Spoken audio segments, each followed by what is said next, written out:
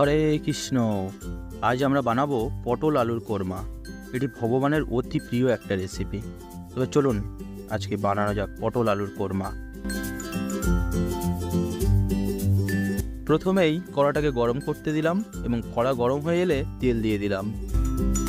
তেলটা একটু গরম হয়ে এলে এর মধ্যে হলুদটা দিয়ে দেব। এই গরম তেলের মধ্যে এক এক করে পটলগুলোকে দিয়ে দেব। হালকা নাড়াচাড়া করে চাপা দিয়ে দেব।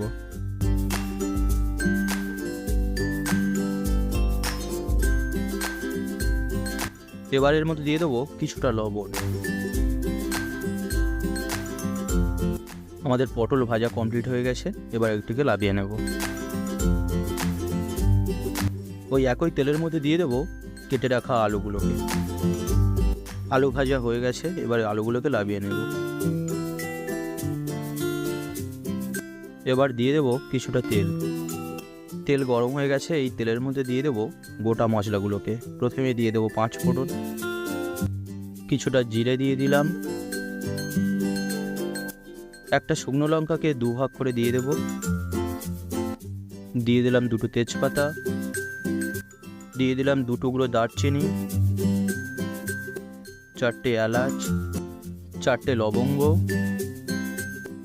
একটা স্টার ফুলকে 3টে পাপড়ি ভেঙে দিয়ে দিলাম, 2 চামচ হলুদের গুঁড়ো দিয়ে দিলাম,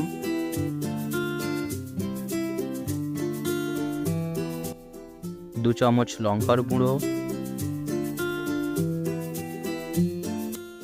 জিরের গুঁড়ো দিয়ে দেবো 2 চামচ।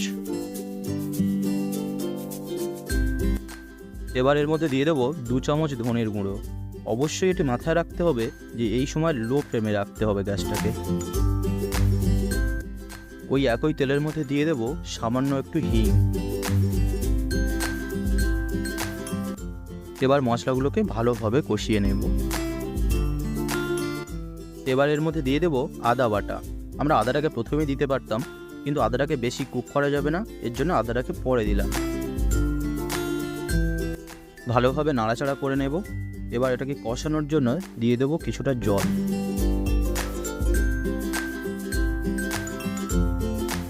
মশলা থেকে তেল ছাড়া পর্যন্ত ওয়েট করতে হবে। মশলা থেকে তেল ছেড়ে দিলে দিয়ে দেবো 3টে কাঁচা লঙ্কা। এবার এর মধ্যে দিয়ে দিলাম কুচিয়ে রাখা টমেটোগুলোকে। টমেটোগুলোকে তাড়াতাড়ি সিদ্ধ হওয়ার জন্যে এবার দিয়ে দেবো কিছুটা লবণ। একটু নাড়াচাড়া করে এবার একটু চাপা দিয়ে দেবো।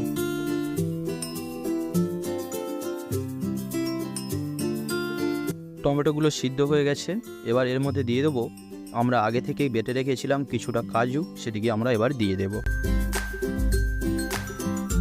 মশলাটাকে কষাতে আরও একটু জল লাগবে, এর জন্যে আমরা সেই বাটিটাকে ভালোভাবে ধুয়ে একটু জল দিয়ে দেবো এর মধ্যে। মশলা যত ভালোভাবে কষাবেন এবং চাপা দিয়ে কষাবেন তত ভালো টেস্ট হবে।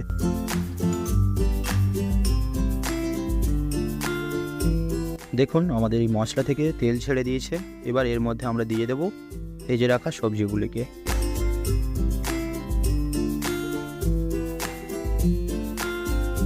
এবার এই মশলার সাথে সবজিগুলিকে ভালোভাবে কষিয়ে নিতে হবে। আমাদের মশলা কিছুটা কষানো হয়ে গেছে, এবার দিয়ে দেব কিছুটা চিনি, স্বাদ মতো লবণ। অবশ্যই মনে রাখবেন আগে আমরা কিছুটা লবণও দিয়েছিলাম। আপনারা আপনাদের স্বাদ বুঝে এই লবণটা দেবেন। এবার ভালোভাবে নাড়াচাড়া করে জল দিয়ে দেব। আর অবশ্যই জলটা হতে হবে হালকা গরম। একটু নাড়াচাড়া করে এবার সবজিগুলোকে চাপা দিয়ে দেব।